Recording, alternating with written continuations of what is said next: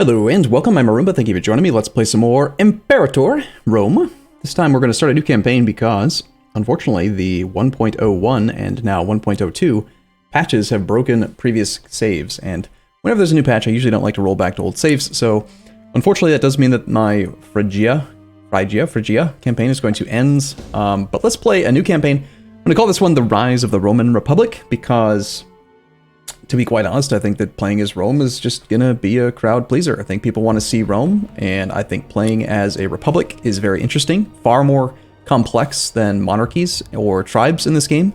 There's a lot more involved, and it's pretty fun.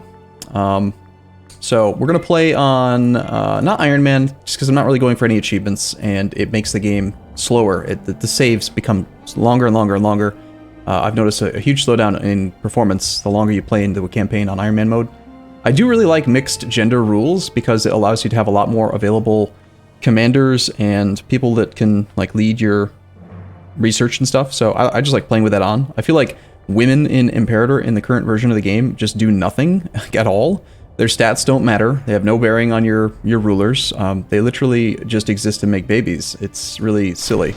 So anyway, let's play as the Roman Republic. So Senatus Populus Romanus. For over 20 years, the nascent Roman Republic has fought a harsh campaign against the Samnite people to the south. Although victory often seemed far from grasp, the war ended in Rome's favor, resulting in the liberation of the important Greek city of Neapolis.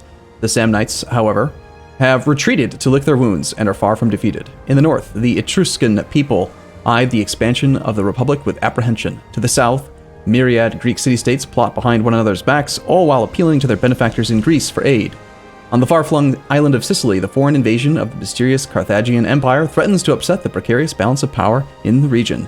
Will Rome rise victorious or fall to internal strife and barbaric hordes? The fate of the Republic rests in your hands.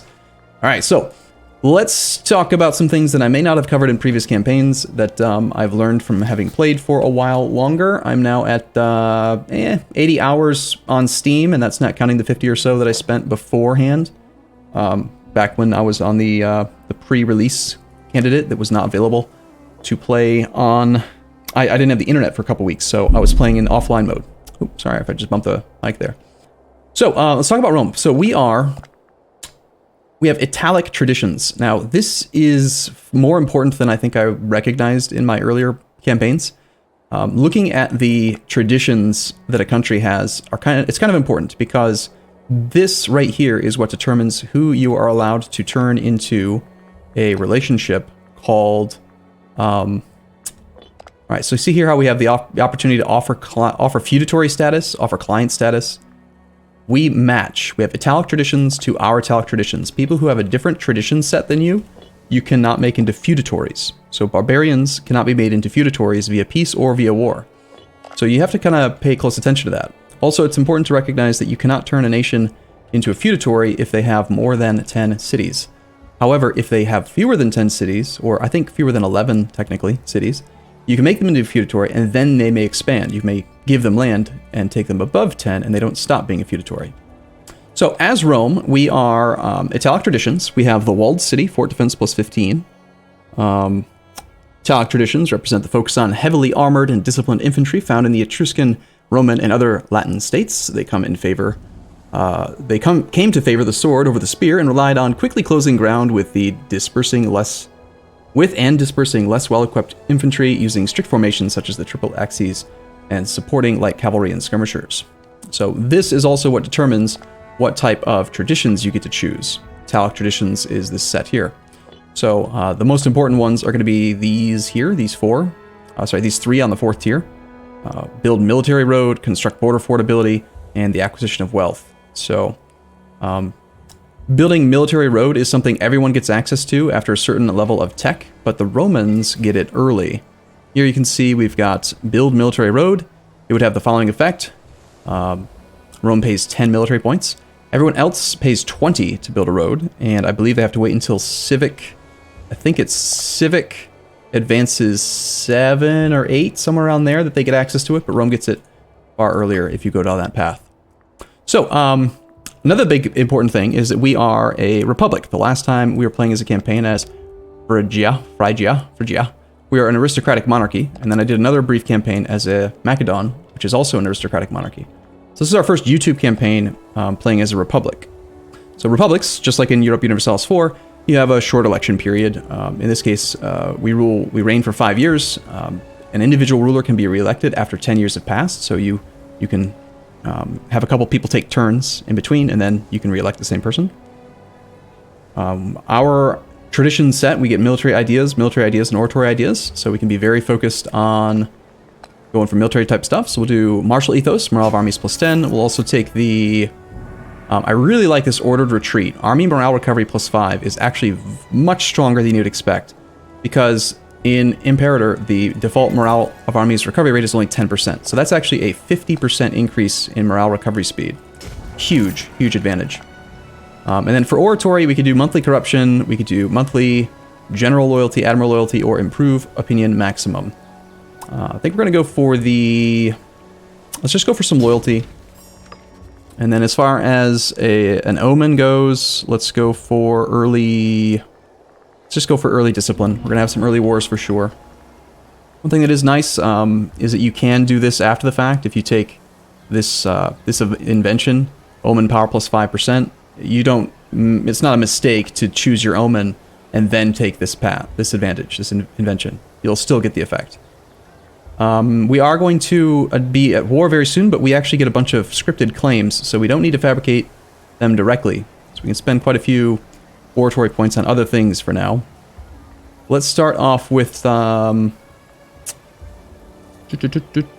do we want first? Maybe some...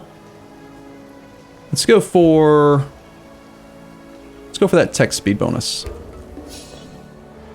And I want to make sure that we get some early trade routes in as well.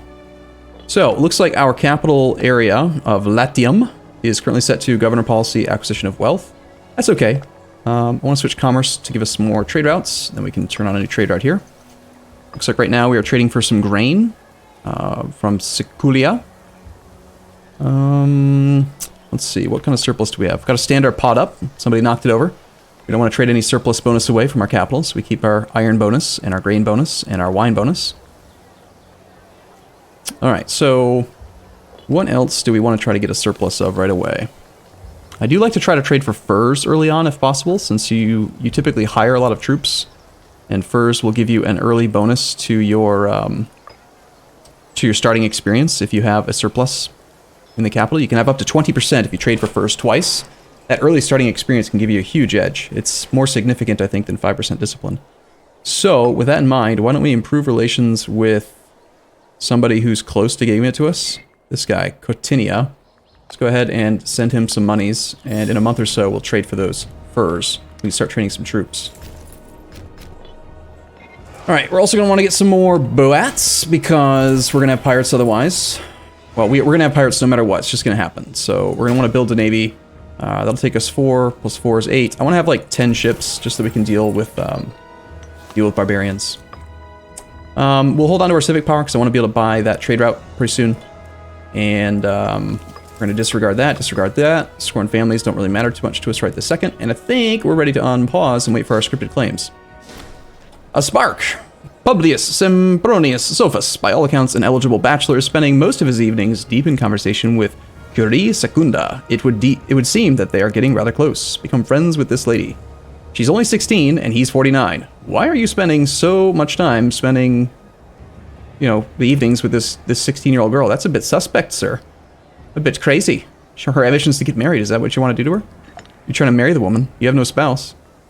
Why not? It's kind of kinky. Let's become friends with her, and then let's like totally marry her. Arranged marriage with ruler. Totally just did it. Look at that. Look at that. Gross. So gross. Alright, so, let's... I want to unpause before, the episode ends. But, I want to talk about republics a little bit. This system is more complex than I originally thought that it was, and there is more information in-game available as well than I originally thought. So, I just want to show, how you find it. Let's say that you wanted to declare war on somebody. You can see here that the Senate is divided. Notice this tooltip. There are 52 seats behind declaring war on Etruria in the Senate. Civic faction, military faction, etc., etc. Forcing this through the Senate will increase tyranny by 5. But the thing that's not in the tooltip is If you click on it, there's another interface, which I didn't know about for about 50 hours. And then if you hover over these things, you can actually see a breakdown of why the seats are in favor or not in favor of an action.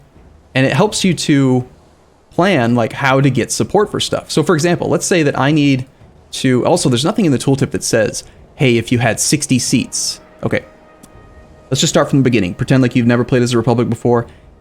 When you have a Senate, when you have you're a Republic in this game, if you have fewer than 40 seats, meaning 39 or fewer, then you cannot do the action. The Senate will just say, no, you cannot. It's not allowed, period. Kind of like having a regency in EU4. You can't declare wars if the Senate's negative, they're below 40 seats. If they're between 40 and 59, then you can do it, but it'll cause tyranny, +5 tyranny for doing the action. Also, you can see here that if we do this action, it will increase the number of Senate seats in the military group by +5. If you have 60 seats or more supporting the action, then you can push the action through Congress through the Senate without causing any tyranny. It can still have an effect on the number of seats if you do it, I believe, but knowing that you can click on that and knowing that you can like see the numbers is kind of a big deal, and I don't remember anywhere in this game telling you about it. So there's two in here that are really easy to do.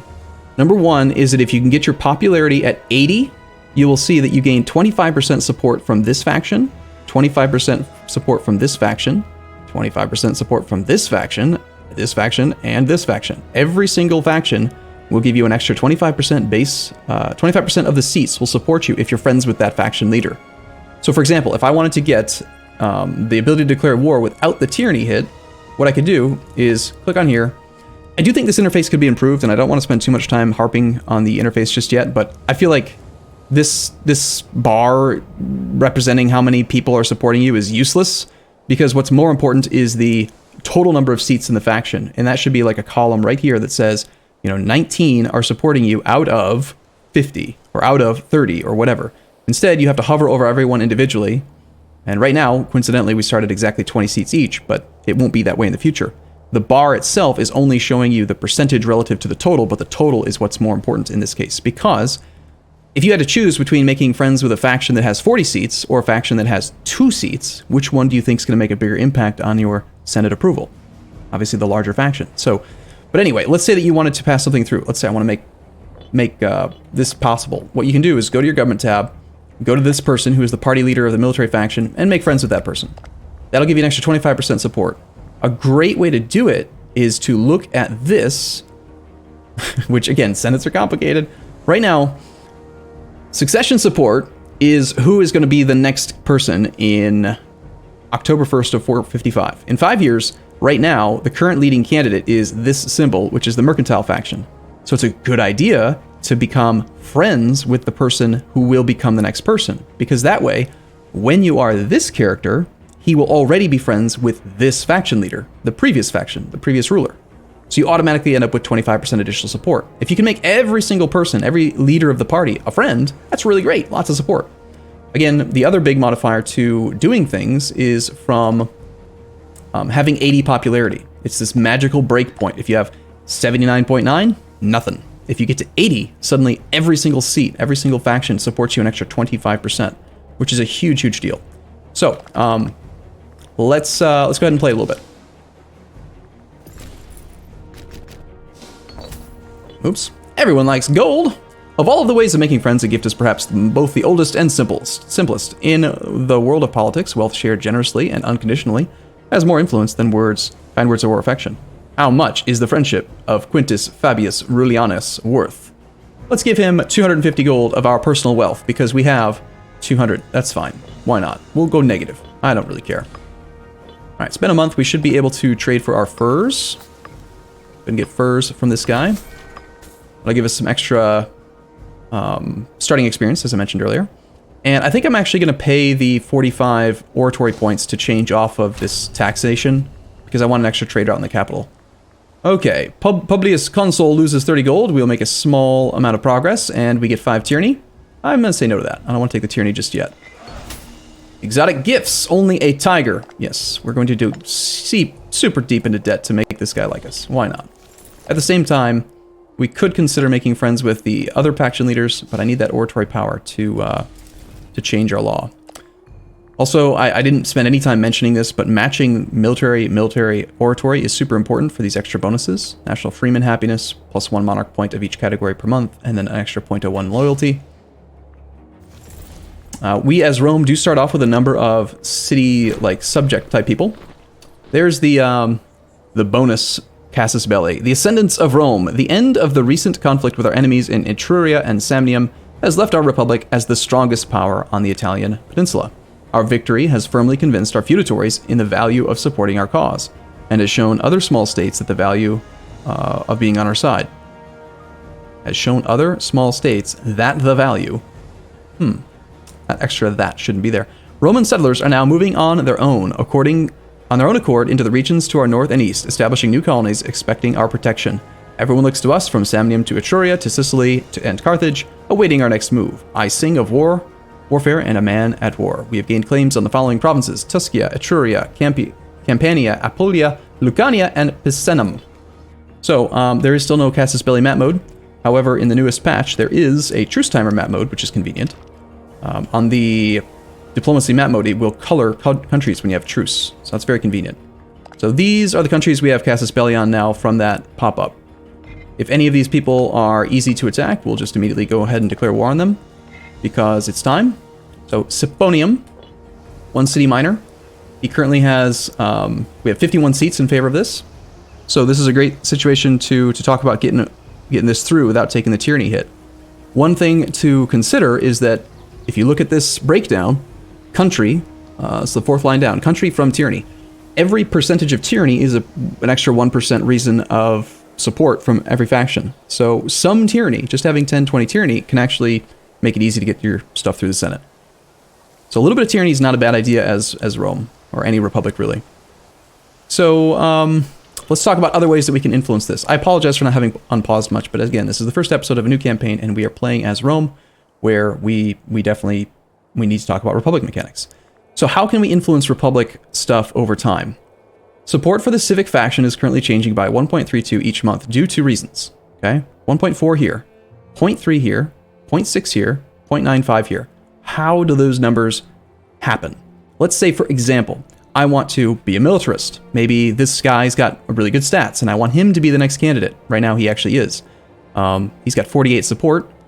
The mercantile faction was at they had the lead, now they're at 46. If you hover over this 48 here, there's 2 separate spots to hover over, the little symbol and then the number. This is the score for the current leading candidate, Quintus Fabius Rullianus. They have support 21 out of 21 from the military faction because he's a military candidate. They have 7 support from the civic faction because his popularity and prominence, etc. Minus 50 for every faction other than the faction that he is. They usually support their own factions. The bigger the faction is, the more support that faction will have. So, for example, if the military faction had 40 seats, they would automatically have 40 support, right? So what if I wanted to increase the number of military seats, but I don't want to do this click and spend oratory points because I want to fabricate claims or something, and I also don't want to take the tyranny hit? How can I make this number go up faster? This, again, I'm pretending you guys have no experience with this game or no experience playing as a Republic at all, because it helps quite a bit, I think, to just start from that baseline. And this stuff was not explained in the tutorial. It was not explained by really anything except for my own experience. The censor automatically contributes his oratory power to whoever is currently in charge. So right now, we are the civic faction. So if we hover over the civic faction, notice how we've got Publius Sempronius Sophus plus 0.6. So he is 6 oratory power. He's got 7, 9, 6, 8. So the 0.6 comes from his oratory power. Publius Sempronius Sophus is also gaining 0.72 because he is... let's see, I might be mistaken on this part. I think, actually, are we getting... Might be because he's part of the military faction. Is he getting extra support here? Okay, I was wrong. I apologize. I know what I'm doing, I swear. He's got 7 oratory power, so he's a faction leader, which means his oratory power is added in, 0.7. Automatically, every person's oratory power contributes to their growth. Mercantile faction, 0.3, comes from his 3 oratory power. This guy's religious faction 0.6 because of his 6 oratory power. And the populists get double the oratory power because reasons.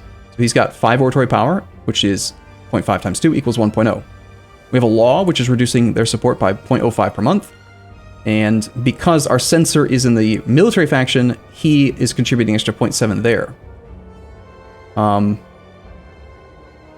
And the reason why we're getting an extra 0.72 is because I believe that the current person... Okay, so we're getting 0.6 because of his oratory power, and then an extra % because that's the faction that's currently in charge. So if you wanted a specific faction to gain more points, even if they don't have the highest oratory power, you would put that person in charge of the censor position. So if I wanted more military support, which I do, this guy with 8 is going to increase the ratio that this grows. 1.4 becomes 2.2. Massive increase. I think that that's going to update next month. I think that the Quintus Fabius Rulianus is only on there temporarily. That should drop off. Because Gurges is now on there, and he's the new guy. So it should just be 0.7 plus 0.8, but still, more faction support there. If you want to reduce a faction's support as well, you could, for example... you can't really control who the faction leaders are. I suppose you could imprison and kill them if they're like too popular or something, but... Anyway, we'll spend some more time playing with Republic-type balancing and stuff in the future episodes. For now, I'm going to take a short break here. Let me know what your thoughts are on Imperator so far, and what your thoughts are playing as a Republic, and I'll see you again in the next one. Thanks for watching, and thank you for your support. I'll see you soon.